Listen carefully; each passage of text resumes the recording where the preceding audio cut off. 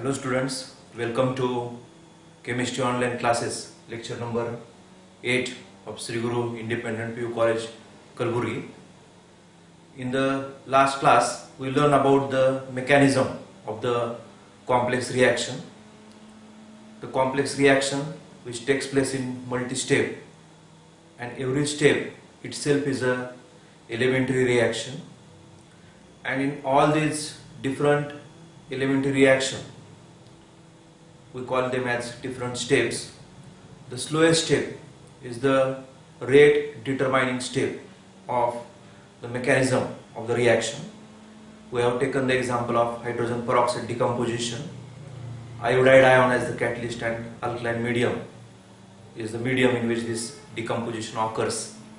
We have seen step 1 and step 2 and how that step 1 is the slow step, and for that slow step whatever coefficients of hydrogen peroxide, which is 1 in that case, and of that iodide ion, which is also 1. So order with respect to hydrogen peroxide is 1 and order with respect to iodide ion is also 1. This has been reflected in the rate law equation.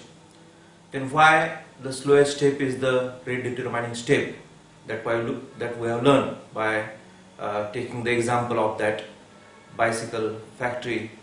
The assemblies of bicycle is made, different departments work with different speed, but ultimately the number of bicycles assembled, produced, depends on that department which has the slow speed, because that is the constraint for that production of the bicycle. Then we learn about the difference between order and molecularity, one of the important question. We said first difference is about the definition.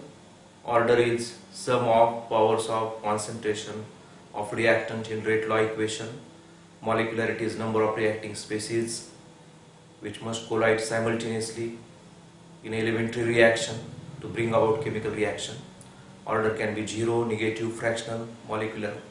Molecularity can never be 0, never be fractional, never be negative. Order is experimentally determined, molecularity is theoretically calculated. Of course, that reaction should be elementary. Then order is applicable to elementary reaction as well as complex reaction. Molecularity is applicable only to the elementary reaction. It is not applicable to the complex reaction. We have seen that mechanism of hydrogen peroxide. If we look at the overall reaction 2H2O2, and if we say molecularity is 2, it means 2 H2O2 molecules is colliding, which is not correct. In fact, in that reaction 1 H2O2 molecule and 1 iodide ion is colliding in the slow state. So if we write the molecularity of the complex reaction by looking into the overall equation, we will not get the correct idea. And the last one, for the complex reaction, the order is given by the slowest step, and for complex reaction the molecularity of the slowest step is nothing but the order of overall reaction. Then we have taken two examples to understand how the mechanism is proposed. One example is nitric oxide and the bromine, which gives nitrosyl bromide, and another is the oxygen decomposition to produce the oxygen. And one important point we noted, that if in the slowest step, which is rate determining step, if intermediate appears, that intermediate should be replaced by the concentration of reactant. I think you understood these 2-3 examples mechanism which we have seen in the last class. Now today I will give 2 more examples to understand this in a correct way. That we have this nitrogen dioxide and carbon monoxide, and we get nitric oxide and carbon dioxide is the reaction we are looking for. And the rate equation for this is rate is equal to rate constant K and nitrogen dioxide raised to 2. This is the rate equation experimentally we have obtained. We always, no need to say that this rate equation is obtained experimentally. How they obtain it? We know it. Increase the concentration of nitrogen dioxide 2 times, rate will increase by 2 square 4 times. There is no mention of carbon monoxide here, even though it appears in the overall reaction. So we can say that carbon monoxide raised to 0. It means increase the concentration of carbon monoxide by 2 times, the rate of this reaction is unaffected. It means carbon monoxide is not contributing towards the rate of that particular reaction. So you can say that mechanism, if you look into the mechanism of this particular reaction, the step 1, in step 1 there are 2 molecules of nitrogen dioxide and they produces 1 molecule of nitric oxide and 1 molecule of nitrogen trioxide, which is the slow step. And in step 2 this intermediate nitrogen trioxide is the intermediate. We know now what we mean by intermediate. It combines with another reactant, carbon monoxide, which is a fast step, and we get carbon dioxide out of it and then nitrogen dioxide. We can just add these 2 steps, every elementary reaction. We can cancel this nitrogen dioxide also, and we can write this as nitrogen dioxide plus carbon monoxide, and we get this nitric oxide and carbon dioxide. So this is the overall reaction. Now if you look at the slow step, the number of molecules of nitrogen dioxide taking part is 1 plus 1, 2. That's why this 2 is from this slow step, and in that particular slow step the contribution of carbon monoxide is not there. That's why order with respect to carbon monoxide is considered to be 0. So you can just look into these equations and try to understand how we are writing these rate equations, carrying out the experiment, collecting data, arrive at rate equation, and to explain this rate equation, theoretically support is given by the mechanism. Now I will give one last example, and again not much examples are needed. I have told you in last class also, you need not to remember all these examples because questions, mechanisms, because question comes in this way. They will give the complex reaction, they will give the mechanism, and they will ask rate equation of this. Only one thing you have to do, you have to look at the slow step, look at the number of molecules taking part in reaction, that is reactant, their stoichiometric coefficient you add as their powers, and if intermediate is present, replace it with the concentration of reactant. That is the only thing. Now one last example, you try to understand this. This A2 and B2, we are taking now hypothetical example, and it gives 2AB, and the rate equation is half and B2. Now what we mean by half?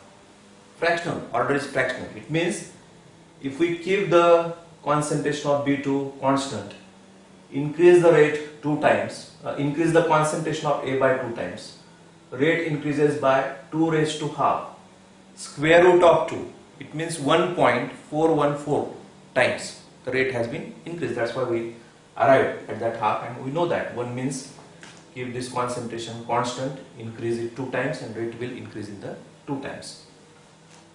Now we have proposed 2 mechanisms, and we have to say which mechanism is correct.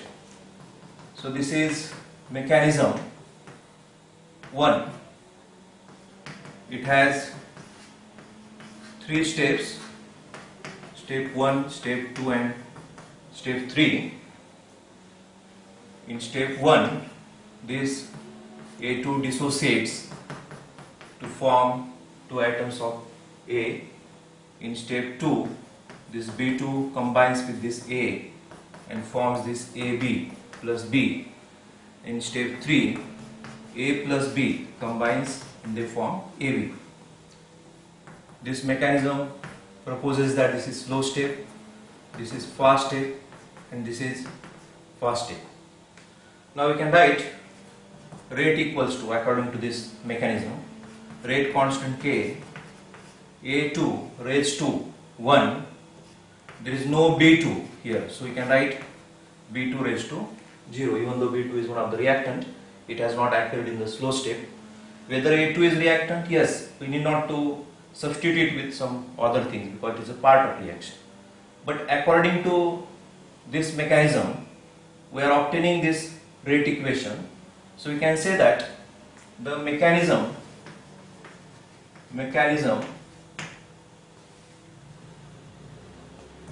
is not in agreement. Agreement means it will not support. It is not according to, not in agreement with rate law. Hence it is discarded.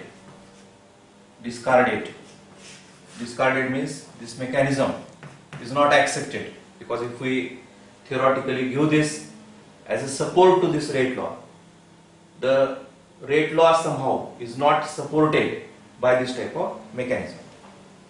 Look at the another mechanism they propose, because mechanism is theoretical thing. Again and again I am saying this. If we have this mechanism 2, again the step 1 we have same step, A plus A. Step 2 is B2 plus A, AB plus B, and step 3 is A plus B, AB. Only difference is that now this is the fast step, this is the slow step, and this is the fast step. Now see the difference. We have to look at this step because this is the slow step of this particular mechanism. So you can write this as rate equals to K, B2 concentration, molar concentration, and A concentration. A is the intermediate, and we should replace this by the concentration of reactant, which we can do by step 1.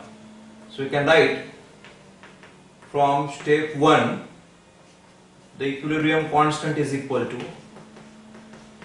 molar concentration of A multiplied by molar concentration of A, molar concentration of product, divided by molar concentration of reactant. I will write this as molar concentration of A square and this equilibrium and this A2. To get the value of A, I will take square root of it. It is nothing but square root of this equilibrium constant and square root of this molar concentration of A2 reactant. So I will substitute value of A, this value which I have obtained in equation 1, because this is reactant, this was intermediate, now it is in terms of the reactant. A, substitute molar concentration of A in 1. So I love this now because I need this space. Rate equals to K, B 2, and for that A I am writing K equilibrium raised to 1 by 2 and A2 raised to 1 by 2. This is constant, this is also constant, so we may have this constant multiplied by constant is new constant, again denoted by K, and this A2 raised to half and this B2 raised to 1. We got this rate equation by writing this mechanism. Now it is in agreement with this observed experimental rate equation. That's why this mechanism this mechanism theoretically proposed a sequence of elementary steps is accepted because it supports the rate law equation. So these 5 examples are sufficient to understand how the reactions are taking place in a various complex reactions. It is a set of elementary reactions, and the slow step is the most important step out of it. Now, after completion of this mechanism part, you can practice some questions are given in our CET material of our college, or you can see in any standard book, and many such questions will be there, and you try to solve those questions. Definitely you are able to establish the rate law equation from the mechanism, because it's not the difficult part once mechanism is given. They will not ask direct to write the mechanism by giving the reaction, because again that cannot be converted, that question, into MCQ. So much information is to be given. Now we'll go ahead, and we have to learn 2 type of reactions now. We call it now zero order reaction. Zero order reaction, because again question frequently have been asked on it. Write a note on zero order reaction, or what is zero order reaction, give example. So we know now what we mean by order of reaction. It is the exponent in the rate law, and zero means that exponent is zero. So we can say that a chemical reaction, zero order reaction is nothing but chemical reaction in which rate of reaction is directly proportional to molar concentration of raised to 0. That's what we mean by zero order reaction. It means the rate is equal to rate constant, molar concentration of reactant raised to 0. It means rate is equal to rate constant, because whatever may be the molar concentration is there, 1 molar, 2 molar, 3 molar, raised to 0 is becomes equal to 1, like this. That's why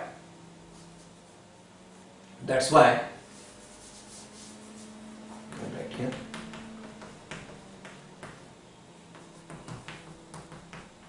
that's why the rate of reaction is equal to rate constant. This is the first point into this.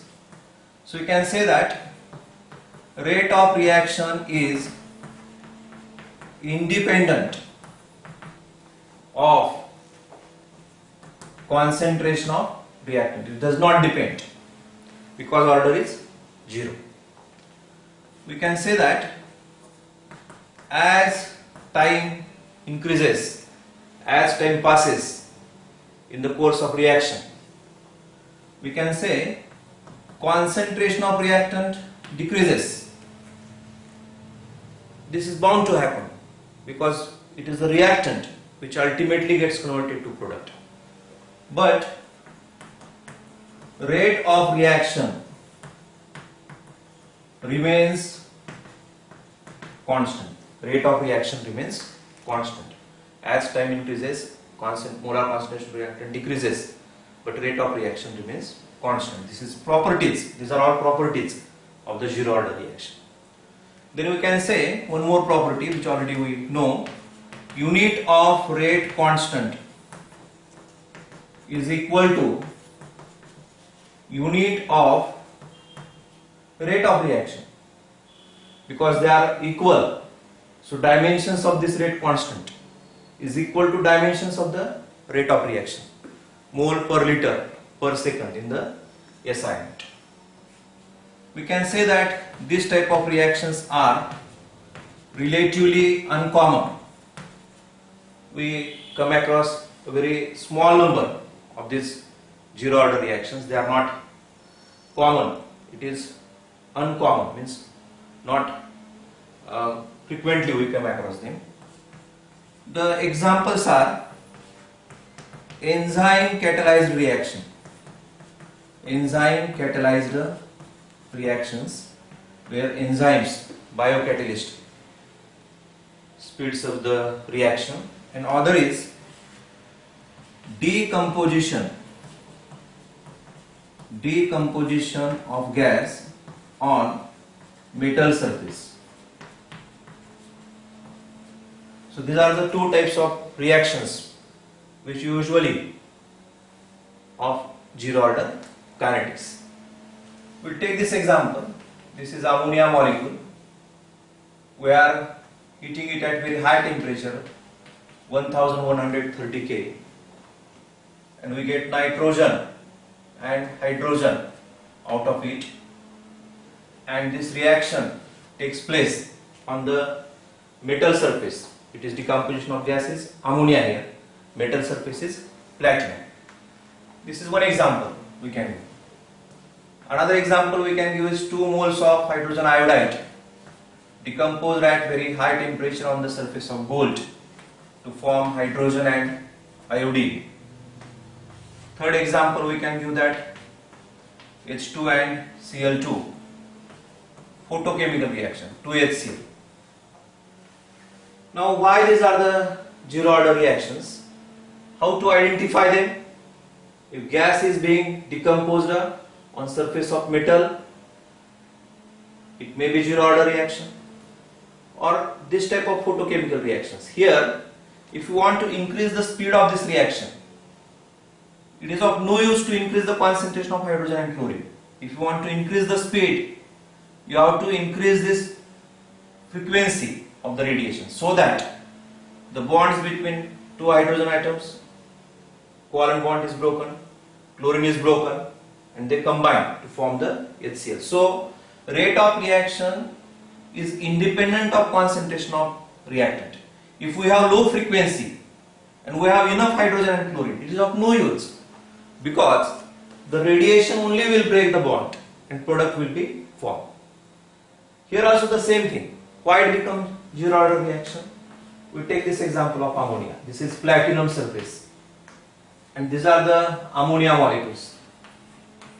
These are the ammonia molecules. These are the various ammonia molecules which are on this surface. This is ammonia molecule. Now once this complete surface is saturated, means completely covered by the ammonia molecule. Now we have many ammonia molecules here, but these ammonia molecules have no place to get adsorbed, we call it. If you don't know meaning of adsorption, we say that they accumulate on this platinum surface. We are increasing their concentration, but they do not have opportunity to get accumulated here. So increasing concentration of ammonia will not increase the speed. If you want to increase the speed, the surface area of platinum should be increased, which is not reactant. So we can say that in such a reaction, the rate of reaction depends on some external factors apart from the concentration of reactant. That exactly we call it as the zero order reaction. So these 3-4 points are very important. The rate of reaction is directly proportional to 0 power of concentration of reactant. Rate of reaction is independent of molar concentration of reactant. As time increases, no doubt concentration of reactant decreases, but rate of reaction remains constant, because it does not depend on the concentration of reactant. If it would have been dependent, as concentration of reactant decreased, rate of reaction also would have been decreased, but this is not so in this particular order. Unit of rate constant is equal to unit of reaction. We previously also referred to this. This is the only order where the units of rate of reaction and units of rate constants are same. It is relatively uncommon. Enzyme catalyzed reaction and decomposition of gas on metal surface. 3 example, any one example you have to remember with condition. This metal platinum, temperature and this at very high temperature this decomposition occurs. So these are few points regarding the zero order reaction. For us, important thing is from theory point of view, define zero order reaction and give the example. Now look at these graphical representations, because this also comes under the properties of zero order only.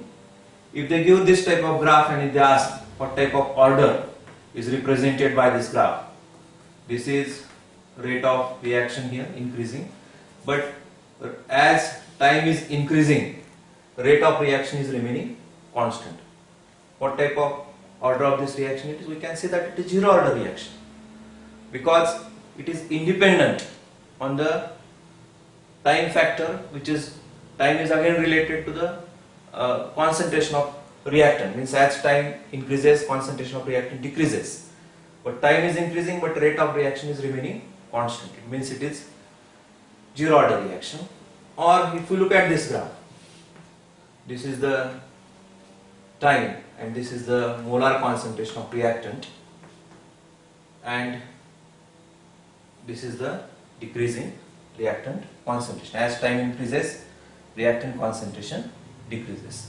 So if such graphs are given and options are given which order the particular graph represents, we have to look into the graph, look into the relation between these two variables, and very carefully we have to correlate between these variables and identify the order of reaction. So this is one part of the zero order reaction. You have to note down this point and try to understand them, so that when you need it you can recall them easily. Now one more type of reaction we are dealing now. This is also very interesting type of reaction. Again, very tricky questions can be asked on this particular reaction, which is the pseudo first order reaction. Pseudo first order reaction. Again the question is, what is pseudo first order reaction? Give an example in theory. In MCQs the question can be asked on any of the properties, which I will explain now. Now this is the chemical reaction. This is the chemical reaction in which molecularity is 2 but order is 1. That's why it is called as pseudo. False. Seems to be, but not like that. So if you look at the reaction, it seems that the order is 2, molecularity is 2, but in fact the molecularity is 2 and order is 1. This type of reactions we call it as the pseudo first order reaction. Now one of the very important property of this reaction is, one of the two reactants are taken in large excess, means more amount. Out of two reactant, one reactant is taken in large amount, other will be automatically the trace amount, and this reaction is conducted. The example is, first example, we have to understand this by example. Acid hydrolysis of methyl acetate ester. Acid hydrolysis. CH3COO C2H5, it is ethyl acetate, plus H2O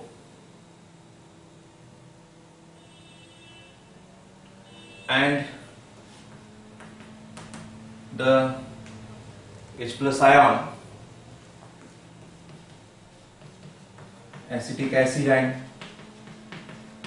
ethanol is formed out of it. So in this particular reaction, if we take the T equals to 0, means initially if we take 0.01 molar concentration, this is 10 molar concentration. Initially these concentrations are not present, so we can say 0 mole per liter, 0 mole per liter. Now this we have taken in large excess. This we have taken in large excess. Why we say we have taken this large excess? Because molar concentration of H2O and molar concentration of this ester, if we take, it is of 10 and this is 0.01. If we want to make it 1, we should increase this to 0. So we can say that molar concentration of H2O is 1000 times of this ester in methyl or ethyl ester. So it is in excess. After completion,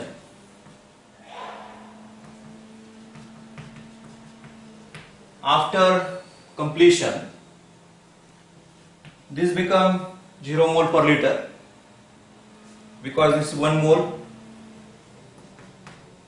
The same is decreased from here also. This also 1 mole, this also 1 mole. So 0.01 mole per liter and 0.01 mole per liter appears in other side. If we see how much remains, it is 9.99 mole per liter. So if H2O concentration is 9.9 mole per liter, it is nearly equal to 10 mole per liter. So you can say almost it is remaining constant. It is not consumed, as the molar concentration of ester has been consumed. It has been reduced from 0.01 to 0. So it has not consumed into that extent like this ester. So there is large decrease in the concentration of this ester, but not that much in case of the H2O molecule. Now what is the conclusion of it? Conclusion of it is, if we write the rate equation, we have to write rate equation is equal to this one constant we are writing it in terms of K dash, we can write like that, and then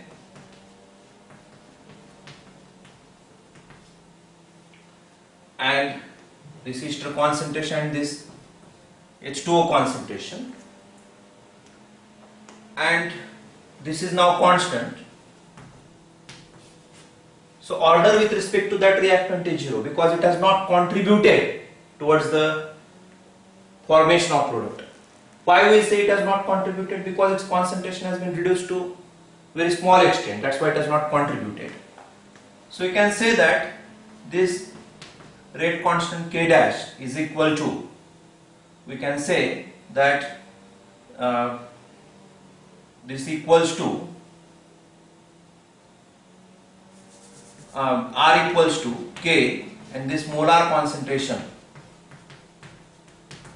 of this molecule only, and this new rate constant K is equal to this rate constant previously which we have written, and then this H2O, because we have replaced these two factors by this one rate constant.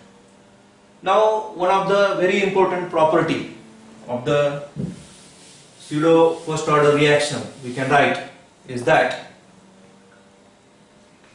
in pseudo first order reaction, value of rate constant depends on temperature. This happens in all reactions, irrespective of order. It depends on temperature And another factor on which it depends is the concentration of reactant present in excess, because this is the rate constant of the pseudo first order reaction, and it depends on that reactant concentration which is taken in the excess amount. So this is very important point we can say. In pseudo first order reaction, value of rate constant depends on temperature and concentration of that reactant which is present in excess. Another example we can take here is the inversion of cane sugar. Second example of it, inversion of cane sugar. C12H22O11 H2O, again in acidic medium, C6H12O6 plus C6H12O6. This is cane sugar, which is nothing but sucrose, and that get converted into glucose and fructose, functional isomers these are. Here also the same thing, H2O is taken in large excess, the molar concentration of H2O remains constant, the rate equation is only related to the concentration of this cane sugar. So we can say R equals to K, and this is C12H22O11 like this. And what is this K is equal to? K equals to this rate constant and molar concentration of H2. So what is the pseudo first order reactions? These are the chemical reactions in which molecularity is 2 but order is 1. They have been carried out in such a way that one of the reactant is taken in large excess so that its concentration almost remains constant, and that will not appear in the rate equation. What are the example? Acid hydrolysis of ethyl, methyl ester, ethyl ester, any ester, acid hydrolysis, inversion of cane sugar, and in slow first order reaction, value of rate constant depends on temperature and concentration of reactant that is present in the large excess. So these are the few points regarding the pseudo first order reaction. Now I will take two examples to again explain this concept in detail regarding the at least zero order reaction. These are the questions from our textbook exercise. You try to understand this question because they are equally important. This is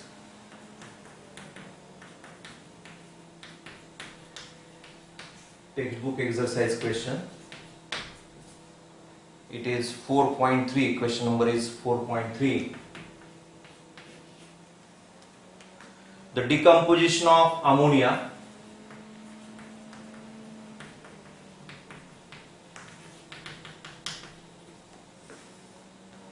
on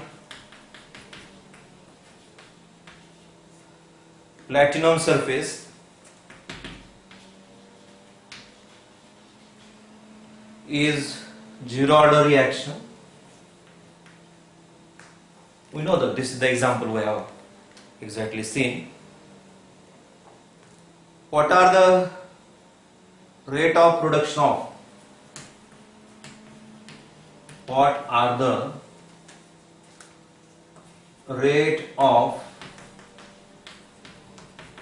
production of nitrogen and hydrogen if rate constant equals to 2.5 into 10 raised to minus 4 mole per liter per second. If you look at the inside textbook, the unit is misprinted there, but as it is zero order reaction, unit of rate constant is equal to rate of reaction, that is mole per liter per second. Now they said that decomposition of ammonia on the platinum surface is zero order reaction. We know that. We have to write that reaction. 2 moles of ammonia on the platinum surface, decomposition, nitrogen, and 3 moles of hydrogen. Zero order reaction means rate equals to molar concentration of ammonia raised to 0. That's why it is equal to rate constant K, and ammonia concentration raised to 0 is equal to 1, and that's why it is equal to rate constant. Now this value they have given, and they asked the rate of production of nitrogen and hydrogen. By looking into this equation, we can write rate of reaction. Of course, we can write now in the differential form, 1 by 2 this dNH3 by dt, even though if we take this in triangular form, triangle, that delta, that is, we get the same answer, so we should not worry about that. This plus with no stoichiometric coefficient, so I have not divided it by any number. This 1 by 3, this is dH2 by dt. So this rate of reaction I have written, and that I write is equal to K, because this rate of reaction is equal to rate constant. So rate of reaction, I have substituted this with this different rate of production and decomposition of ammonia, and I have equalized it to the rate constant. I can do that because it's zero order reaction. Now what they ask, the rate of production of nitrogen. Rate of production of nitrogen is nothing but, we can write this as dN2 by dt, and it is equivalent to what? It is equivalent to K, rate constant. And K equivalent to what? The value they have given, 2.5 into 10 raised to minus 4 mole per liter per second. So we have answered this first question. The rate of production of nitrogen is equal to the rate constant. Now they ask rate of production of hydrogen. So rate of production of hydrogen is nothing but dH2 by dt. How it is related to rate constant K? Transfer this 2 to this side and it becomes equals to 3K. So 3 into 2.5 into 10 raised to minus 4, 7.5 into 10 raised to minus 4 mole per liter per second. This is nothing but the rate of production of hydrogen. So we have calculated rate of production of nitrogen and hydrogen. The order of reaction was 0. We have related this rate of production of nitrogen with rate constant. They were equal because stoichiometric coefficient of nitrogen was 1. We compared the rate of production of hydrogen and rate constant. They are not equal. We said rate of production of hydrogen is equal to 3 times of rate constant, and we have calculated this. So very important question, because we need to rearrange this by understanding this question very carefully. That's why I have taken this question. So you can just see this question and understand it. One more question, which is again from textbook only. Last question. That is now question number 4.2. Look at that question. This is also very different question, and you should be able to understand this. The question is, there is a reaction 2A plus B gives A to B, rate equals to K, A and B square. This is given, the rate law is given, with K equals to 2 multiplied by 10 raised to minus 6 mole raised to minus 2 liter raised to liter square per second, because overall order is 3. So we arrived at this unit of rate constant. Calculate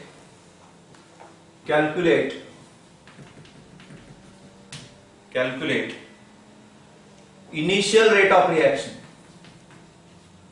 Initial rate of reaction when molar concentration of reactant A equals to 0.1 mole per liter and molar concentration of reactant B is equal to 0.2 mole per liter. Calculate rate of reaction. One more rate of reaction I have to calculate. In which condition, after molar concentration of A reduced to 0.06 mole per liter. Capital M is nothing but mole per liter only. Right, exactly. It is written in the textbook. So now this is a question before us. They are given the rate law. We should not worry about it. Rate constant is also given. They ask initial concentration. The concentration of A and concentration of B is also given. So we'll make one table here. 2A, B, we have to make space into this because we'll make one table here so that for different entries we should have enough space. It gives A to B.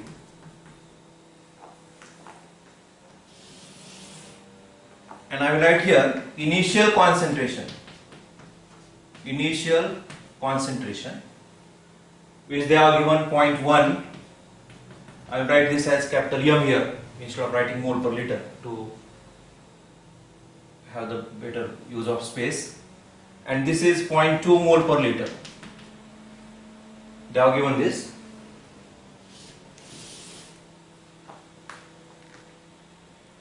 Now we can calculate the initial rate and then we'll go further so that you can have better understanding of this table. So we can say initial rate is equal to rate constant K, molar concentration of A and B square. I'll write here if you are not seeing that. K, A and B square. K value is given 2 into 10 raised to minus 6. Initial molar concentration is 0.1. Initial molar concentration of B is 0.2. Square of it. 2 multiplied by 10 raised to minus 6. For this I will write 10 raised to minus 1. For this I will write 2 into 10 raised to minus 1. Because 0.2 is 2 into 10 raised to minus 1. And I will write once again because it is square of that. So 2, 4 and this is 8. Minus 6, 7, 8, 9. 10 raised to minus 9 mole per liter per second is the initial rate of reaction. We have calculated the initial rate of reaction. Now, one more, this was very simple, we just substituted the values. One more question they asked, that calculate the rate of reaction when A is reduced to 0.06. Of course, rate of the reaction will decrease because concentration has been decreased from 0.1 to 0.06. So we can say concentration reduced by and concentration reduced to. Concentration of A is reduced to how much? 0.06 mole per liter. They have given that in the question. Reduced to.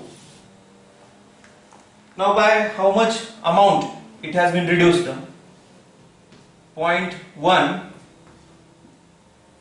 How much is to be reduced so that it becomes equal to 0.06. This was initial concentration and this was the final concentration. We want to know by how much amount it has been decreased. We can say X is equal to 0.10, 0.06 and that equals to 0.06 0.04 mole per liter. Yes, we get this value. So how much concentration has been decreased from 0.01 to 0.06 mole per liter? 0.04 mole per liter. Now A is disappearing. At the same time B is also disappearing. They are not given B concentration, but we have to calculate this. Then only our answer will be correct. In the meantime, when A was reducing 0.04 mole per liter, how much of B would have been reduced? If 2 mole of A disappear, 1 mole of B disappear, means half of that. So you can say 0.04 divided by 2, divided by 2 because here coefficient is 1 and here is 2. It is 0.02. So this much must have been reduced, half of it. This we have calculated from this concentration minus this concentration. Now what is the concentration of B? When concentration of A was 0.06, we can say it is 2 minus 0.02, and that's why it is equal to 1.8. Sorry, 0.2 minus this was 0.2 and this is 0.02, so it is 0.20, 0.02, so it is 0.18 mole per liter. So this is equal to 6 into 10 raised to minus 2 mole per liter, and this equals to 1.8 into 10 raised to minus 1 mole per liter. Now we can substitute this value and we can calculate the rate. But now this is not initial rate now. Initial rate we have calculated by using the previous data. Now we can say rate of reaction is equal to rate of reaction is nothing but rate K A and B square. This rate is R, K value is given 2 into 10 raised to minus 6. It won't change. A is 6 into 10 raised to minus 2 multiplied by 1.8 into 10 raised to minus 1, again 1.8 into 10 raised to minus 1, I'll write here, into 1.8 into 10 raised to minus 1. So all these terms we have to multiply. It is 12. This particular part is 12 and this is 18 square is 324, so it is 3.24 into 6, 8, 9, 10 minus 10. So it is equal to 38.8 into 10 raised to minus 10, and that equals to 3.8 into 10 raised to minus 9, and we can say mole per liter per second. So this is the rate of reaction when concentration of A was 0.06 mole per liter. This was given and this we have calculated according to the balance equation. So just you have to apply the various concepts and you can get through this type of questions. So this is all about this initial part. You can copy this part which I have written and try to understand this. Now we are exactly in the half of this topic, 50% topic we have completed. So accordingly you have to complete some work here. So I will write here work to be done. You must take care of some practice of this chemical kinetics, work to be done by you, not by me. You have to complete what I am writing now. So there are solved examples in NCERT book, and there are in text questions. There is exercise and there is MCQs from or college CET material. You should be able to complete solved example from 4.1 to 4.4. In text also 4.1 to 4.4. Exercise 4.1 to 4.12. And the CET material, question number 1, MCQ number 1 to 47. This must be clear to you. If it is not clear, you have to understand this by communicating me. You can call and just get these answers. So if you add all these questions, these are 4, 4, 8, 12 is 20 and 47 means there are 67 questions. You should be able to understand now. Then only there is possibility that you can answer these questions successfully in the NEET and JEE examination. So you can devote 1 hour for this, 1 hour for this, 1 hour for this and 1 hour for this. It means you have to work for 4 hours. Of course you can distribute this every day 1 hour.